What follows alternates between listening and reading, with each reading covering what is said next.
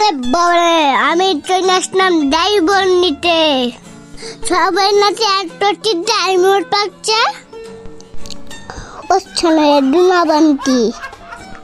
আরে বাবা নাকি উমদ আমার ডায়মন্ডটাই আমার ডায়মন্ড চুরি হয়ে গেল। টিচার আজকে ডানের নাটাতে টেস্ট তোমবো। আমার ডায়মন্ড দেশ আমার ডায়মন্ড হানা দিতে।